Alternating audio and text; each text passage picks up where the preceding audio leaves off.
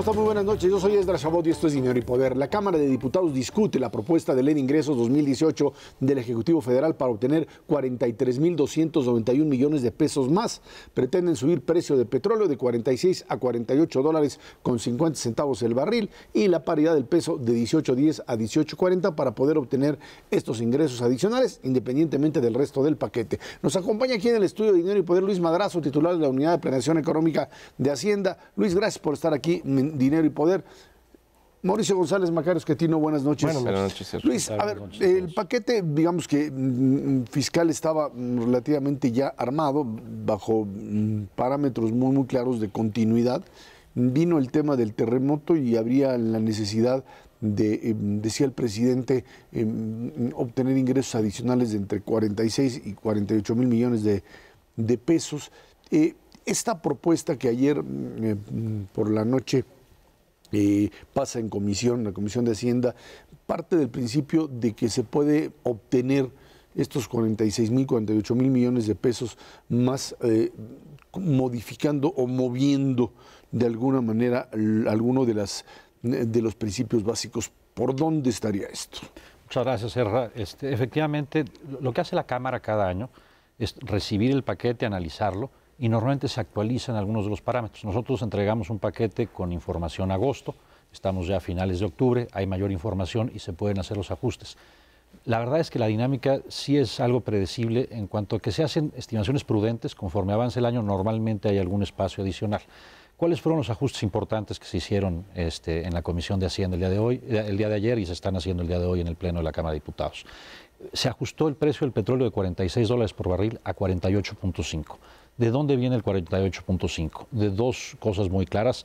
La más importante es que es el precio que marca la fórmula de la Ley de Responsabilidad.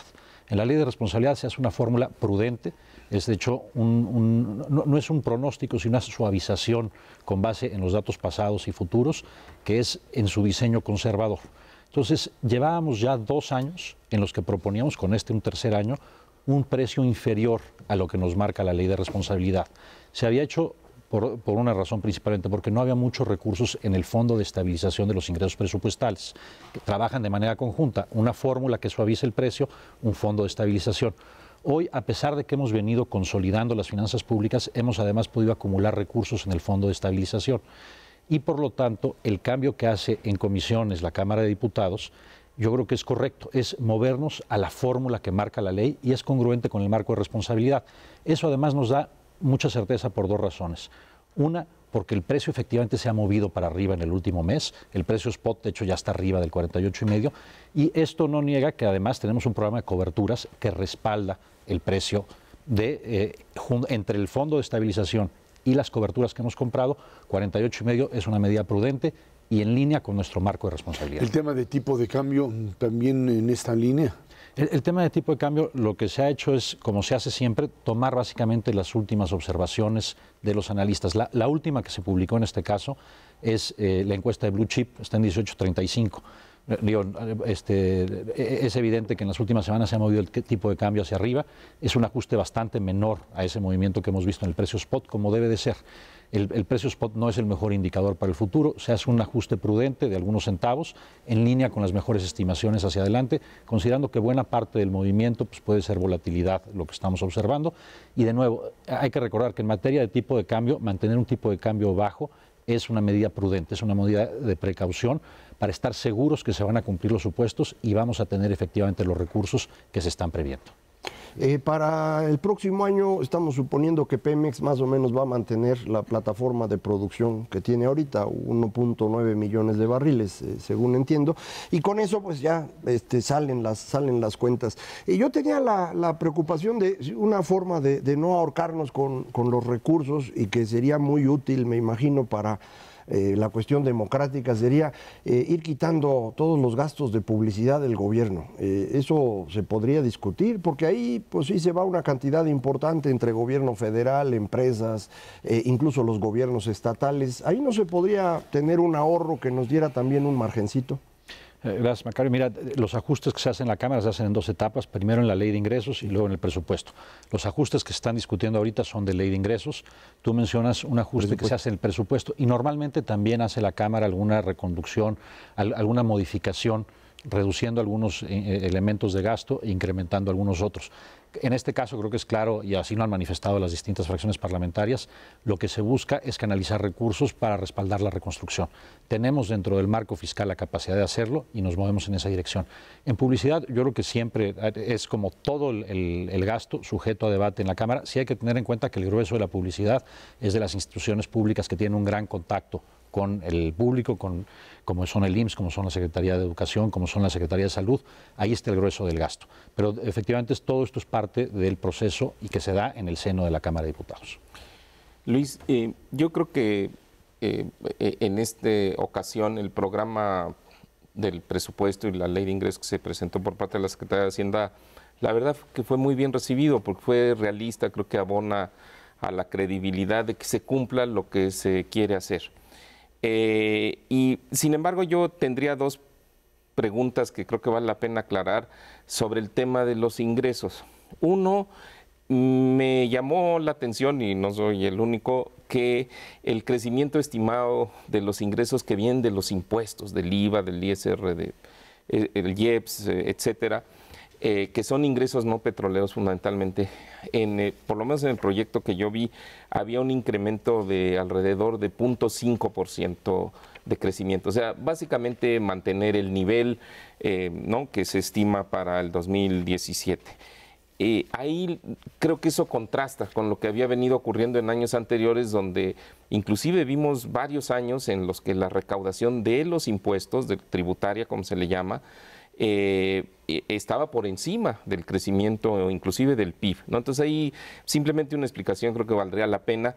Y el otro es un tecnicismo, pero pues aquí tampoco hay que pasar por alto los detalles. ¿Qué es esto? Tiene que ver con el tipo de cambio. Los legisladores, con todo respeto, hacen una aritmética presupuestal que a veces no funciona del todo bien. Y creo que los diputados se han quedado acostumbrados a que si subían el tipo de cambio, las arcas gubernamentales se beneficiaban porque te subían los ingresos y entonces no se podían financiar algunos de los programas de gobierno. Pero ya desde hace varios años, desde el 2014, el sector público tiene un déficit petrolero. Entonces, cuando se le sube al tipo de cambio, es cierto, suben los ingresos porque traducidos a pesos las ventas de petróleo al exterior son más altas, pero también te suben los gastos que tiene el gobierno por los pagos de intereses de la deuda externa, por las importaciones de gasolina y muchos otros rubros. Entonces, a la larga sí, aquí me parece que pues sí sería bueno que los diputados no entraran en conciencia de que cuando modifican el tipo de cambio de esta manera, lo que le generan es un boquete a las finanzas públicas. Es pequeñito, no es mayor, pero sí hay una inconsistencia, digamos, ahí, ¿no? ¿Ustedes qué experiencia han tenido en esas pláticas con los legisladores? Yo creo que tienes mucha razón. Ha cambiado la relación del tipo de cambio con las finanzas públicas en los últimos años. Hace 15, 20, 30 años, si tú movías la estimación de tipo de cambio hacia arriba, eso generaba en las estimaciones un incremento en los ingresos y eso podía generar un incentivo a querer incrementarlo artificialmente. Pero creo que tú bien señalas, eso ya no sucede. Hoy, en términos fiscales, un incremento en la estimación del tipo de cambio te incrementa los ingresos petroleros, pero también te incrementa otros costos como son gasolina y costo financiero. El impacto sigue siendo desde el punto de vista de finanzas públicas positivo, pero muy pequeño. Entonces, lo primero que yo señalaría es que ya no hay ningún incentivo perverso en ese sentido. Los ajustes que se están haciendo en este momento en el tipo de cambio, yo creo que reflejan el marco de responsabilidad, también la ausencia de algún incentivo en ese sentido. Realmente se está ajustando porque con mayor información hay que hacer nadie los sabemos ajustes que cuál es el tipo de cambio. Eso se ha movido un poco hacia arriba, sobre todo las expectativas, algunos centavos, y eso es lo que se está reflejando. La verdad es que eso no genera espacio fiscal adicional y hacerlo artificialmente nunca lo hubiera hecho, pero incluso nada más en la estimación no lo hace. Entonces no hay ningún incentivo perverso, hay un marco de responsabilidad, sí hay un impacto ligeramente positivo, pero no es muy relevante, y el ajuste que se da es en función de la información disponible. ¿Qué información disponible nueva hay? Ha subido fuerte el precio del petróleo, se ha movido un poco el tipo de cambio, y también tenemos alguna información adicional de los meses de agosto y de septiembre de que la recaudación va ligeramente arriba de lo esperado Por lo tanto, eso ajusta nuestra estimación para 2017, la base para 2018. Realmente lo que vemos en la carátula es un ajuste con la mejor información disponible y eso efectivamente resulta en un espacio de gasto un poco mayor, que en esta ocasión creo que hay un consenso muy amplio para direccionarlo con una enorme prioridad, evidentemente, a la necesidad de la reconstrucción. La prioridad está ahí y creo que es un amplio consenso entre el gobierno y las distintas fracciones parlamentarias. Y de los impuestos tributarios, ¿por qué esta meta tan pequeña de crecimiento? Mira, lo que ha pasado en los últimos años es que efectivamente hemos tenido un crecimiento muy importante en los ingresos tributarios. Vienen de la implementación, que toma algún tiempo, y te explico en un segundo, de la reforma fiscal. La reforma fiscal, aunque se legisla para entrar en 2014, ¿qué pasa? Una vez que hay un nuevo régimen fiscal, los pagos parciales se siguen haciendo con lo que se pagó el año anterior. Entonces, esa dinámica de que está atado el pago con los pagos del año anterior, lo hemos visto reflejada en el ISR y en alguna medida en el IVA en los últimos 2 años, en 2014, luego en 2015 y en 2016. Para 2017 sí ha habido un incremento importante, viene más bien de eficiencia recaudatoria. Los esfuerzos que ha habido, yo te diría, sobre todo por el lado de la modernización del servicio de administración tributaria.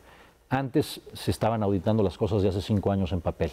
Hoy las facturas son electrónicas, se conoce en tiempo real lo que está pasando en la economía y por lo tanto la eficiencia recaudatoria se ha incrementado.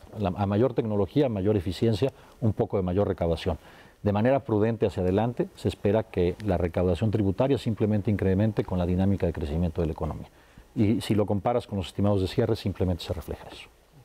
Luis, hoy aparecía la información después de la discusión de ayer en la noche con respecto a la posibilidad de una variación del ISR relacionado con inflación. Decían que en la medida en que la inflación desde 2012 a la fecha ya había rebasado el 10%, tendría que darse una actualización del propio impuesto para que fuese, digamos, real en términos de ingreso para el gobierno, y que esto tendería, así decía la información aparecida hoy en el periódico Reforma, que esto tendería necesariamente a subir el ISR por cuestiones inflacionarias. Qué bueno que lo preguntas, Ezra. No conozco la nota, pero el concepto es muy claro. Y hay que decirlo con toda claridad, no hay ningún incremento en impuestos en el paquete fiscal y en su caso a lo mejor hay algún error de interpretación. En todo caso, los ajustes por inflación reducen la tasa efectiva que se enfrenta por parte de ISR, pero decirlo con toda claridad, no hay ningún incremento de impuestos de ningún tipo. La recaudación, comentábamos ahorita, va creciendo, suponen ustedes, ya al mismo ritmo que va a crecer la economía, porque ya habríamos terminado todo este proceso de la reforma. Falta ver cuál es el impacto de la factura 3.3, que no está tan fácil de hacer y ya estamos atorados muchos en ello, a ver cuánto va a ser el boquete en lo que nos acostumbramos a eso. Pero creo que todavía le faltaría a este país tener una recaudación más importante. Es decir, yo entiendo que muchos amigos del auditorio piensan que pagamos mucho dinero, pero sigue siendo una recaudación pequeña comparado con países similares a México. Esta administración ha dicho que no va a hacer una reforma fiscal más, que ya hizo la que le correspondía, pero mi pregunta sería, desde Hacienda, ¿piensan que sería conveniente ir pensando hacia futuro en una reforma fiscal para la siguiente administración, para ir incrementando esta cantidad de dinero y entonces poder tener más recursos para todo lo que necesita hacer el gobierno? Muchas gracias, Macario, por tu pregunta y creo que llama a una reflexión más histórica de largo plazo. Yo creo que si damos un paso atrás y vemos lo que se decía del sistema recaudatorio en México hace 5 años, se decía que era una base muy angosta y que las tasas eran altas, pero la recaudación muy baja. Y yo creo que en gran medida era un buen diagnóstico. Recolectábamos muy pocos impuestos, rubro por rubro, más bajos que cualquiera de nuestros pares. Sí. Y la gente que sí pagaba impuestos se sentía que estaba una carga desmedida sobre ellos. La reforma fiscal creo que claramente es un éxito en 2 sentidos. Se amplió la base de manera muy importante, un incremento de 50% en el número de personas que están en la base del SAT. Pero en segundo lugar también se incrementó la recaudación efectiva. Hubo un proceso que tiene que ver en parte con la tecnología, pero también con los cambios legales, donde incrementó la recaudación tributaria de manera muy importante. Se lograron recaudar 5 puntos del PIB adicionales, que básicamente permitieron sustituir y aguantar el golpe de una caída profunda en el precio del petróleo que nos restó esos 5 puntos de recaudación. México había enfrentado crisis de ese tipo antes, pero había sido muy problemático en términos fiscales. Esta vez se tuvo la solidez para sacar adelante la estabilidad fiscal. Ahora, Si ahora uno revisa después de estas reformas tan importantes el sistema fiscal, ya rubro por rubro somos de los países que cobran impuestos bajos, pero ya no ridículamente bajos comparado con otros países. Estamos bajos en casi todos los rubros y por lo tanto en el conjunto efectivamente cobramos menos impuestos que el promedio de nuestros pares. Esto quizás es algo indicativo hacia adelante, pero es más bien una pregunta de filosofía política, hacia dónde queremos llevar el actuar del Estado mexicano hacia adelante. Creo que en el corto plazo no hay necesidad de una reforma fiscal, porque las cuentas están en orden, pero sí es una pregunta de qué se quiere hacer con los recursos públicos, cuál es la misión del Estado mexicano, y eso se va respondiendo a través de una reflexión profunda de las elecciones, y es una reflexión, digamos, para la siguiente administración, pero tienes razón, es una reflexión profunda. Quedan dos rubros donde claramente todavía estamos abajo en recaudación, donde sería importante explorar si hay un buen fin, y creo que el Estado mexicano sí tiene mucho que aportar en cuanto a bienestar para las personas. Uno son los impuestos locales. Los impuestos del predial, para decirlo con toda claridad, es muy bajo en comparación con cualquier referente de otros países, y las cuotas de seguridad social también son relativamente bajas. En términos de impuestos empresariales y al consumo, ya estamos dentro del rango de la normalidad, aunque sí en promedio bajos. Luis Madrazo, titular de la Unidad de Planeación Económica de Hacienda, gracias por estar aquí con nosotros. Muchísimas gracias a los tres. Vámonos a una pausa. Esto es Dinero y Poder.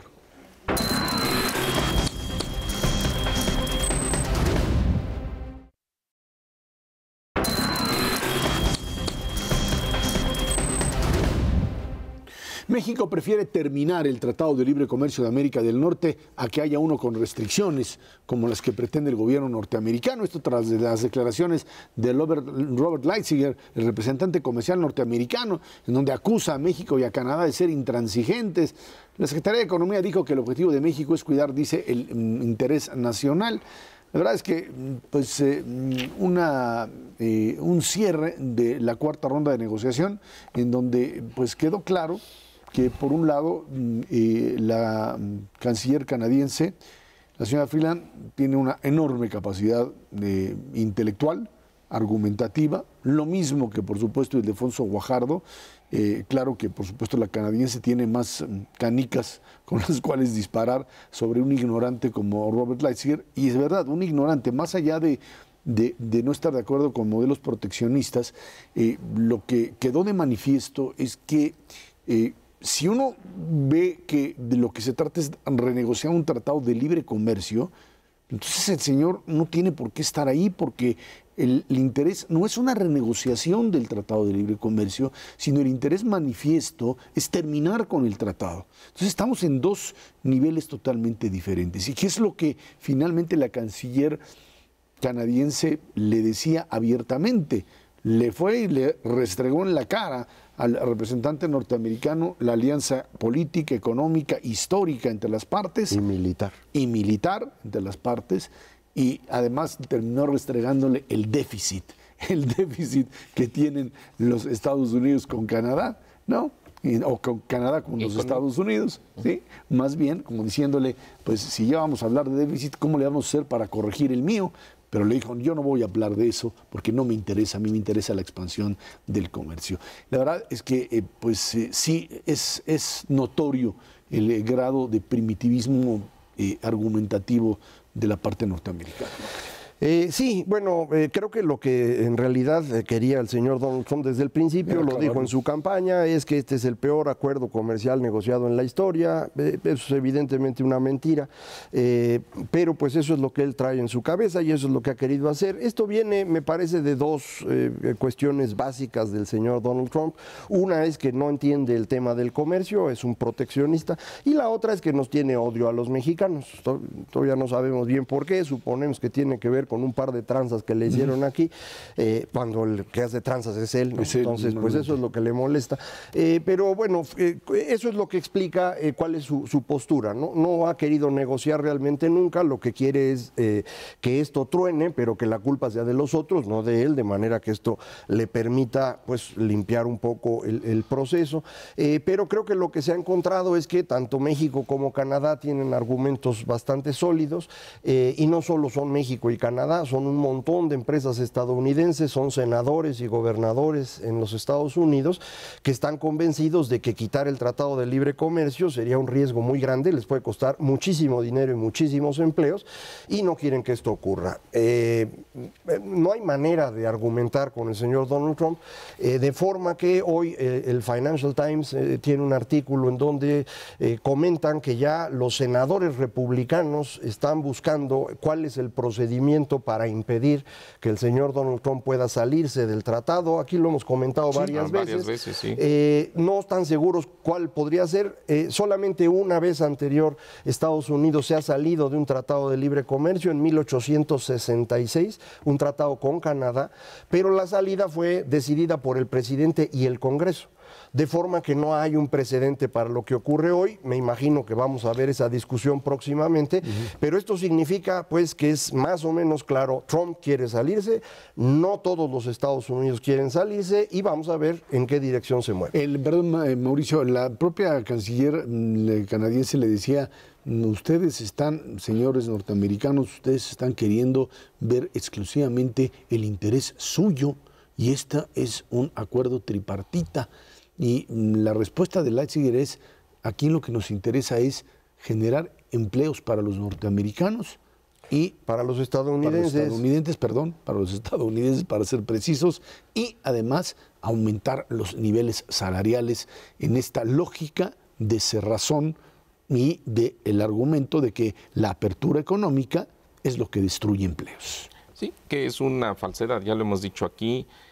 Simplemente para repasar, entre 1995, que inició el Tratado de Libre Comercio de América del Norte, hasta el año 2002, los empleos manufactureros en los Estados Unidos crecieron en el orden de 500,000 plazas, y eso a pesar del tratado.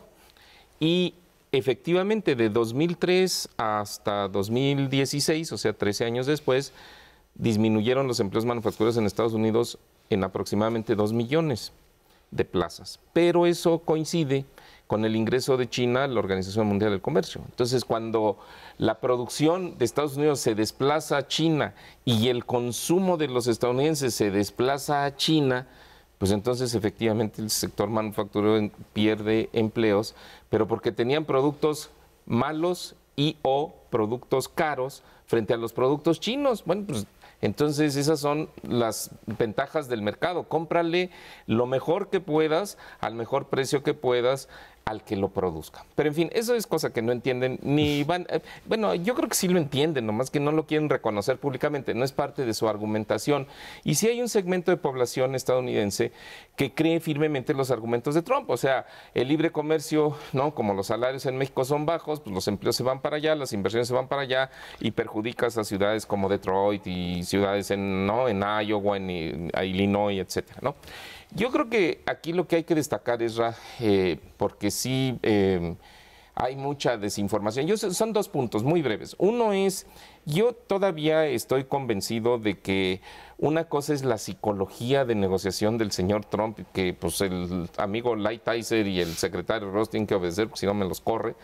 Y otra cosa es realmente la intención, digamos, de ir pavimentando el terreno para decir Estados Unidos, bueno, nosotros nos salimos, o al revés, ¿no? Exasperar a Canadá y a México y que cualquiera de estos dos países se paren de la mesa y entonces decir, ya ven, pues estos inclusive ya hasta se pararon de la mesa. Yo creo que por eso sería un error de parte de México levantarse de la mesa hasta que Estados Unidos no diga yo me salgo y se pare y lo firme.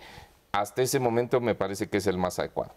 Pero en el tema de la negociación, este es el estilo de ser del presidente, este es el estilo de negociar del presidente, así le puede haber funcionado en sus tratos y arreglos en los bienes raíces. Bueno, pues entonces no lo vas a cambiar, ¿no? Y él cree que los gobiernos se manejan como empresas y ahí es donde está perfectamente equivocado. Y sus, digamos, subordinados, pues eso, se alinean porque si no, se los despacha. Yo creo que el otro punto tiene que ver con lo que hemos dicho aquí en programas, pero vale la pena, en otros programas, pero vale la pena insistir, es ¿qué le pasa a México? Bueno, salió una nota en Bloomberg en estos días, a raíz de que terminaron la ronda de negociación, de los efectos que podría tener la cancelación del tratado. Es una nota elaborada, salió en Bloomberg, pero es elaborada, un análisis elaborado por Moody's, de un analista de crédito soberano de buen nivel, no es de un chavito. Y ahí tiene unas estimaciones que francamente yo no comparto, pero que sí han causado cierta preocupación, que es, ellos dicen, si se cancela el tratado, el PIB en México en el 2018 bajaría 2 puntos porcentuales, o sea, la economía se encogería, y en el 2019 se encogería 4 puntos. Y ellos, me parece que ahí están ignorando, bueno, achacan esto a que habría una contracción brutal de la inversión en máquinas, en instalaciones, de la inversión extranjera directa y demás.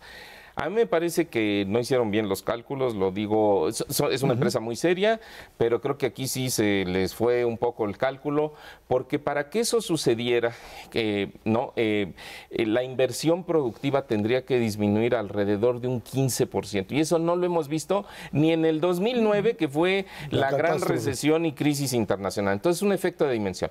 Y por otro lado, suponer que al cancelar el tratado las exportaciones mexicanas se van a deprimir es falso, porque lo que estamos viendo es que frente a la amenaza de cancelación del tratado, el tipo de cambio se ha devaluado casi 7% en las últimas 2 semanas y medio, y si a México, al dejar Estados Unidos el tratado, le aplicaran un arancel del 3,5%, pues ya estás cubierto en materia de precios. Entonces no hay una contracción de exportación. La respuesta ahí es, si finalmente, yéndose al extremo, dicen no a las reglas de la Organización Mundial de Comercio, porque eso es lo que están diciendo, y nos vamos a aranceles del 20 o del 30%. Sí, pero esto sí es muy importante. Si Estados Unidos se sale del Tratado de Libre Comercio, nos vamos a las reglas de la OMC, y con la compensación que ya nos dio el ajuste del tipo de cambio, no tenemos ningún problema, salvo las cuestiones operativas que van a ser una tragedia. Y se pierde la marca NAFTA, que es en términos de inversiones, y eso te puede pegar. Y hay que darles garantías a las empresas que invierten en nuestro país. Pero eso se puede hacer.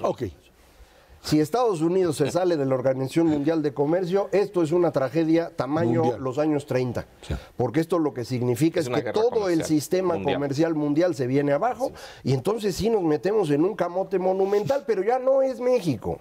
Esto va a ser una tragedia para todos. China, yo no estoy seguro que Estados Unidos vaya a hacer eso, ni siquiera con el demente que tienen en la Casa Blanca, no veo cómo. Yo estaría más preocupado, si quieren una crisis de buen tamaño, por lo la potencial crisis financiera en China, que está por ocurrir y que ahorita está en su gran congreso. Pero eso de salirse Estados Unidos de la OMC, yo creo que es más probable la guerra nuclear con Corea, fíjate. La estaba estimando una persona que sabe, y decía, hay 25% de probabilidad de guerra nuclear con Corea. La salida de la OMC no llega a eso ni de milagro. Bueno, lo que queda claro es que mientras más se tarden en destituir, háganle como le hagan al señor Trump, el proceso de deterioro de la economía de los Estados Unidos, del país, es enorme. No, de la economía no. La economía va bien y va cada vez mejor. Sí, pero es una economía que está funcionando a partir de lo que le dejaron, porque él como tal no ha podido, y de la promesa de que van a bajar los impuestos, pero por lo pronto no ha habido absolutamente ninguna medida que él haya podido aprobar en términos del Congreso. Entonces no tienes hoy un indicador, no tienes un indicador de lo que tú podrías llamar una política económica del gobierno de Trump que te haya impulsado directamente el crecimiento. Pero la economía tiene la fuerza en los Estados Unidos, la economía privada, para aguantar inclusive la incompetencia gubernamental, que es clarísima en el caso del Ejecutivo. ¿Quién sabe por cuánto tiempo? Bueno, ahí estamos. Vámonos a una pausa, de regreso. Platicamos con usted la renuncia del procurador y otra vez el tema de nombrar un fiscal autónomo. Esto es Dinero y Poder.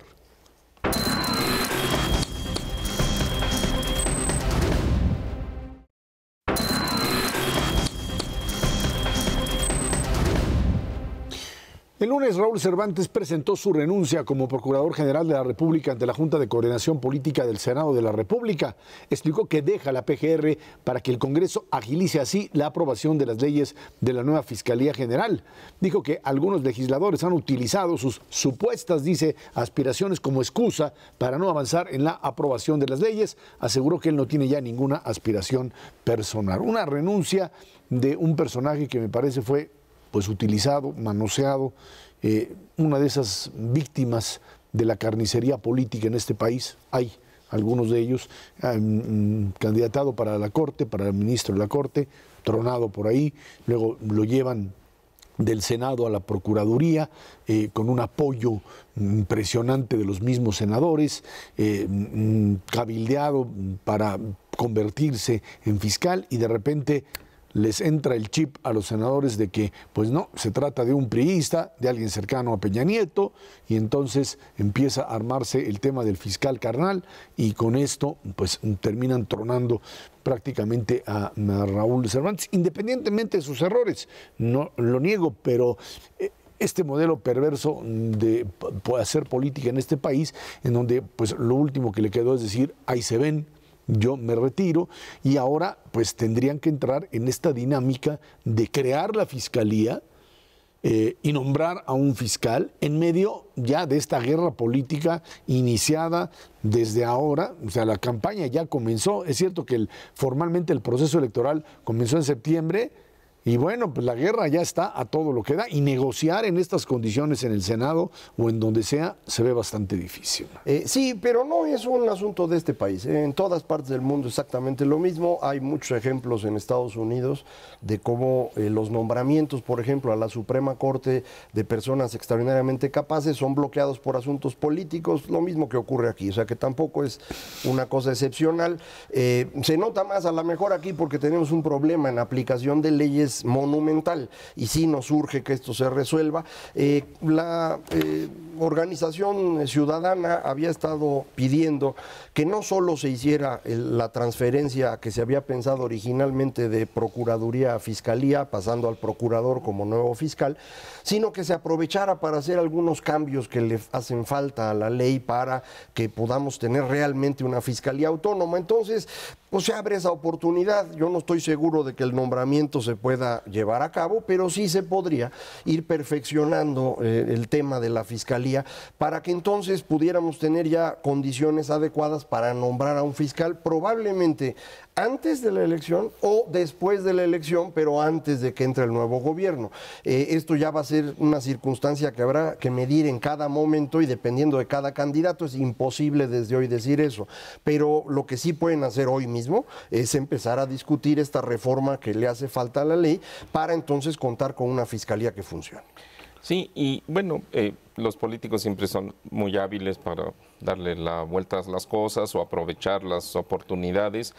Y creo que también aquí se le presenta una oportunidad para debilitar al frente PAN-PRD, porque pues la verdad es que uno de los factores que aglutinó la constitución, la creación de ese frente, fue precisamente la bandera de que no se nombre, que no me pase automático del fiscal Cervantes, porque no es un agente que sea neutral, ¿no? Y no garantiza la neutralidad en los próximos 9 años, ¿no? Para la lucha contra la corrupción. Entonces, en ese sentido, bueno, pues ahí hay una ventaja, sin duda, para el gobierno, para el PRI, probablemente, porque ya pues va a estar difícil que se pueda ondear, ¿no? La bandera, ¿no? de esta resistencia que aparentemente se proyectaba de parte del gobierno para que progresara el nombramiento del fiscal anticorrupción. Ahora, también hay una consecuencia, y es, como dice Macario, en una de esas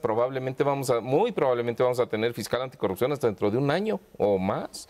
Y bueno, pues ahí se atora. Anticorrupción, fiscal, sí, bueno, perdón, fiscal, tienes razón. Las dos cosas. Sí. Entonces, bueno, dejar al país sin abogados y un año sí está violento también, ¿no? Pero bueno, en fin. El otro punto es que en su renuncia queda evidente que la Procuraduría ya tiene armados un par de casos, el de Odebrecht vinculado a Pemex y el de un posible desvío de fondos hacia las universidades en Sedesol y en Sedatu. Y bueno, él dijo, los expedientes están listos. Entonces, digo, ahí sí me parece una combinación explosiva, ¿no? Prolongar el nombramiento del fiscal, del procurador general ¿no? Y dejar esto, ¿no? Y anunciaste que ya están ahí los expedientes listos nada más para proceder, porque se podría prestar a muchísimas interpretaciones. Creo que eso es una presión, pues para que no suceda esto de que se quede vacante el tema, ¿no? De la Procuraduría General General de la República. Lo que no sabemos es si va a querer el presidente hacer un nombramiento formal del nuevo procurador o si van a dejar como interino a quien seguramente lo dejarán. Que sería lo más fácil si ya están hechos los casos. Lo importante sería que empiecen a proceder, porque en el caso Odebrecht, al que se ha acusado mucho, es al anterior director de Pemex, el señor Lozoya, que aparentemente, me enteraba yo hace un momento, estaba demandando al fiscal Nieto por haber filtrado, según él, un expediente. El asunto parece ser bastante grande. Hay que recordar, este caso de Odebrecht es una constructora brasileña muy grande que en todo el continente latinoamericano estuvo sobornando políticos. Es impresionante la cantidad de sobornos en los más altos niveles. El señor Lula está acusado, el expresidente de Brasil, de Perú, Alan García, en todas partes, el mismo Maduro en Venezuela, y lo sorprendente es que el único lugar de América Latina donde no había sobornado a nadie y sí había construido era México. Pues ya sabemos que no fue así. O sea, sí hay un soborno, aparentemente, esa es precisamente la acusación, y eso es lo que tenemos que empezar a discutir. Ya se está poniendo bien la lista de exgobernadores y exfuncionarios que ahora sí están siendo procesados, y eso creo que vale mucho la pena pues aquilatarlo. No es porque se sienta uno contento por ello, pero pues nos habían robado durante todo el siglo XX y nadie decía nada. Ahora, cuando menos, estamos empezando a perseguir. El problema es cuál es la consecuencia política de este tipo de acciones, porque estás en un año electoral y en donde este tipo de descubrimientos benefician o perjudican directamente a uno u otro candidato. Por lo pronto, Odebrecht consigue en México, y esto también es bastante significativo, un amparo frente a la función pública para que por lo pronto paren la propia investigación desde la función pública. Seguramente el amparo se le va a caer, pero mientras esto sucede, se te van a ir por lo menos otros 6 meses, y en ese sentido pues habrá también la posibilidad de calmar las aguas. Esta parte en donde te aparecen gobernadores, exgobernadores, funcionarios, etcétera, es un arma de dos filos. Por un lado, para el gobierno federal, es decir, estamos actuando y estamos imponiendo la ley, y por otro lado es, mira qué cantidad enorme de gobernadores, fundamentalmente priistas, hay ahí también un par de panistas y perredistas que estarían también ahí si les metieran la mano, involucrados en un sistema de corrupción que pues era parte de la estructura, creo que desde el año 97, en donde cuando pierdes... Bueno, lo fueron desde siempre, sí, pero desde 97 había más dinero. No, sí, porque ahí, y ahí es donde el presidente de la República pierde el control sobre gobernadores. Exacto. Y entonces ahí es donde estos se enriquecen ya sin control, sin reportarle al presidente. Antes reportaban por lo menos, ahora ya no, desde 97 ya no reportan, y por eso ahora comienzan a caer.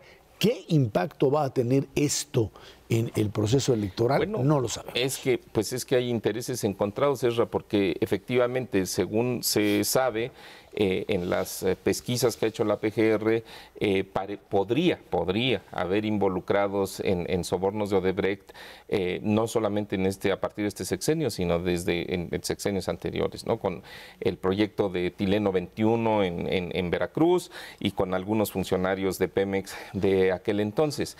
El otro punto que también es muy delicado es: los directivos de Odebrecht dicen que entregaron sobornos a Emilio Lozoya, pero no cuando Emilio Lozoya era director de Pemex, sino cuando era coordinador de campaña de la parte internacional de la campaña del presidente Peña Nieto. Entonces ahí eso te abre un abanico de preguntas muy diferentes, porque entregar sobornos para recibir beneficios, ¿no?, en algún contrato, pero pues es algo claro. Pero entregarlos por adelantado, pues, sí, ¿y a dónde se fue ese dinero? Claro, y ahí, ¿por qué? ¿Cómo sabían ellos que Emilio Lozoya iba a ser el director? Entonces, ¿a cambio de qué? Ese es exactamente el punto. Entonces eso es un caso bien complicado. Y luego el tema, ¿no?, de la posible desvío de recursos desde la Sedesol y desde la Sedatu por la vía del oficial mayor y algunos funcionarios de la oficialía mayor hacia las universidades, que creo que son recursos que valen hasta 1.500 millones de pesos, no se sabe bien en dónde han terminado. Bueno, pues entonces eso sí creo que le pega, ¿no?, cerca de la línea de flotación pues al gobierno, al PRI, y sobre todo en la parte parte de programas vinculados a las secretarías que están para la ayuda social. Entonces, a mí bueno, si ya destapaste, o sea, desvelaste, ¿no?, que existen los casos, pues mantenerlos, ¿no?, ahí sin empezar la resolución, sí me parece muy, muy riesgoso, ¿no?, en particular para el gobierno y para el PRI en la próxima campaña presidencial, porque el argumento es, ya ven, ahí hay un problema que no quieren reconocer y por eso lo tienen congelado. Hay que ver finalmente si esto lleva a nombrar o no a un procurador, que sería finalmente el que ahora o en el próximo sexenio tendría la capacidad de investigar, ¿no? Sí, porque el problema más importante para el gobierno es que si ya detectaste que hay un montón de gobernadores del PRI y funcionarios del PRI que robaron y están bajo proceso y no termina ese proceso, pues entonces lo estás encubriendo. Y esto es el gran tema de la elección del próximo año.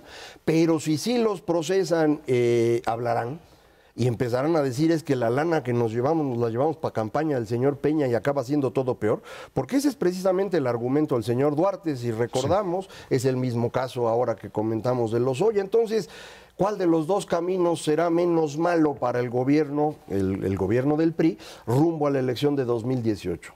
Está bien complicado. Está bien complicado. Vámonos a una pausa y de regreso platicamos hablando de campañas, candidatos independientes, el sueño de muchos por llegar a la presidencia de la República. Esto es Dinero y Poder.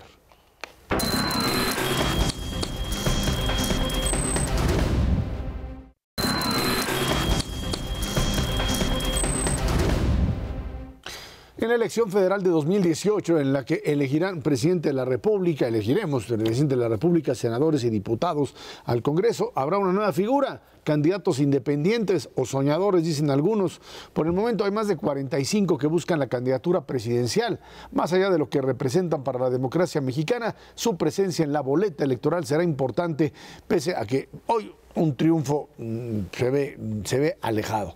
Hoy ver a una figura independiente como que arrastre se ve difícil. Las encuestas en las que cada vez yo creo menos, pero de repente te aparece un candidato independiente, el voto de Margarita, que te sube a 10, 12%, en 16, la siguiente 16%. Y después otra te lo baja a 6 o 7. Yo creo que estamos todavía ante un escenario en donde realmente el voto independiente de los candidatos habrá que tomarlo con mucho cuidado. Primero es que difícilmente de todos estos 40, hablemos de las candidaturas independientes a la presidencia de la República, yo veo solamente con posibilidades reales de conseguir los 866,000 adhesiones, registros, aprobaciones, para 16 entidades del país, 17 entidades del país, en donde tiene que tener por lo menos 1% en cada una. Está difícil, se necesita además dinero bastante para darle, aunque dicen que no, se necesita mucho dinero para recabar eso. Yo veo ahí quien tenga estructura puede hacerlo, Margarita Zavala probablemente, Armando Ríos Peter, Jaime Rodríguez Calderón, y yo ya no veo a más. Probablemente. ¿Con qué estructura? Con dinero. Con mucho dinero. Con mucho dinero. Está difícil encontrarlo. Pero bueno, tienes razón. O sea, son 3 o 4 de 74. No así es. Entraron 85 originalmente, ya no pasaron 45. Yo tenía 74. Okay, no importa. Pasaron 45, de 45 hay una cantidad muy grande, más de 30, que en realidad todavía no están como candidatos porque les faltaba algún documento y el INE les dio la oportunidad de terminar con eso. Probablemente acaben siendo pues 8 o 10 los que intenten conseguir las firmas. Supongan que son 10. Si fueran 10, necesitarían conseguir el 10% del padrón electoral del país, porque la firma de una persona para apoyar a un candidato nada más sirve para un candidato, no para 2 ni para 3. Entonces hay que agarrar a los que no han agarrado los otros. O sea que tampoco es tan sencillo. Si yo voy a conseguir estas firmas, necesito hacerlo de personas pues antes que lleguen los demás candidatos. Claro. Ahí se enciman los mercados, ¿no? Un mercado grande del señor Pedro Ferriz, por ejemplo, se encima mucho con Margarita Zavala, es el mercado panista, clase media de la provincia, digamos, no del DF. Ahí pues van a competir muy fuertemente. ¿El Bronco? El Bronco yo creo que tiene una estructura más amplia, es más de corte priista, a lo mejor puede encimarse un poco con Ríos Peter. Y además allá en Nuevo León sí le van a firmar porque quien que se vaya. Nuevo León no es problema, pero necesita 17 entidades. Está también la candidata del Ejército Zapatista de Liberación Nacional, la señora Marichuy, que se ha quejado porque le pidieron que hubiera una cuenta de banco, porque así dice la ley, y el banco no le autorizaba una cuenta porque había sido parte de Antorcha Campesina o Antorcha Popular, y ahora, no sé si los amigos del auditorio lo saben, pero bancos y aseguradoras tienen que cuidarse mucho de las personas que abren las cuentas y le piden a uno mucha información y en estos casos no la abren. Entonces, hay todo este tipo de cosas. Nada más una cuestión sobre las encuestas, perdón. Yo creo que la medición que se hace en este momento de la salida de Margarita Zavala no tiene sentido. O sea, yo pienso que la inmensa mayoría de las personas que contestaron la encuesta no han ni siquiera se han dado cuenta que la señora ya no está en el PAN. Entonces, a lo mejor esto sesga. Entonces, yo creo que ahorita no valdría la pena ver eso. Vamos a ver después. Déjame retomar el argumento de Macario y tratar de ponerle algunos números. Él decía, bueno, a lo mejor supongamos que son, ¿qué? 10 decías, ¿no? 10 candidatos. 10 candidatos, cada uno por el 1%. Perfecto. Yo creo que no van a llegar 10, pero ni por equivocación. Vamos a hacer las cuentas con 4. En primer lugar, necesitas 860,000 personas que firmen. Sí. Pero esas personas tienen que cumplir con una serie de requisitos. Entonces, en realidad necesitas más firmas porque algunos se van a descalificar. O que no tenían requisito, no sé qué. Entonces, para hacer las cuentas muy sencillitas, 1 millón. 1 millón por 4 candidatos son 4 millones. ¿Cuántas personas, Macario, porque no tengo la cifra en la cabeza, votaron están en el padrón? Por definición, 86 millones. Pero de esos hay una cantidad importante que a lo mejor ya ni existen. Exacto. Supongamos que hay 74 millones. Exacto. Entonces aquí estás hablando que el 5% de la votación, o sea, el 5% de los ciudadanos no se va a expresar de esta manera, cuando que en las urnas el porcentaje que acuden los ciudadanos 66, es que como de 60, sí. Ponle 60 para hacer las cuentas. O sea, de 42 millones de votantes ahorita necesitas el 10% que se manifiesten a favor de estos independientes. El reto es entregando credencial de elector y firmando sobre un aparatito para que esto pueda ser grabado. O sea, no es un asunto sencillo, es complicadísimo. Es complicadísimo. Está hecho para que no existan, hay que acordarse. Los partidos hicieron todo esto para que no hubiera independencia. Sí, además es que dicen es la pepena de los votos. Puedes ver a un montón de cómo identificas a un candidato independiente. Es el que trae un iPhone y va corriendo en la calle buscando gente que le pueda poner ahí su credencial de elector para poder incorporarlo. Me parece que bueno, sí, está hecho obviamente para que esto no funcione. Y luego viene la parte en donde escuchas a los independientes diciendo, bueno, y el que lo logre, pues, o los que lo logremos, dicen, pues tendríamos que llegar a un acuerdo, como si los independientes, por ser independientes, tuviesen un proyecto común, lo que tampoco es cierto. No, yo creo que los independientes ocupan más o menos el mismo espectro político que los partidos. Es decir, tenemos desde voy a ponerle izquierda y derecha porque así lo piensa todo el mundo, aunque yo digo que ya no existe. La izquierda extrema está la señora Marichuy, luego un poquito más para acá estaría el señor Ríos Peter, luego estaría el Bronco, luego estaría Margarita y luego estaría Pedro Ferriz, por poner los 5 más conocidos. Entonces tienes todo el espectro, cada uno le estaría quitando a un cierto segmento. Por ejemplo, Marichuy le puede quitar votos a Morena, lo mismo que Ríos Peter. Ríos Peter y el Bronco le pueden quitar votos al PRI, Margarita y Pedro Ferriz le pueden quitar votos a Acción Nacional. Entonces, pues, creo que le quitan a todos, pero el asunto es primero que lleguen, porque pues, está bien difícil. A ver, ¿y cuántos le quitan? Porque fíjate, yo he escuchado muchas opiniones de analistas serios que dicen, es que la estrategia, por ejemplo, al PRI le conviene que haya estos independientes, porque efectivamente le reducen al frente. No he escuchado opiniones de que le reduzcan significativamente los votos a Morena. Bueno, eso implícita, a mí me parece que las cuentas que hay que empezar a hacer son las cuentas del número absoluto de votos que podrían obtener algunas de estas personas. En particular lo sabemos bien del caso de Andrés Manuel López Obrador, que ha estado en 2 elecciones anteriores.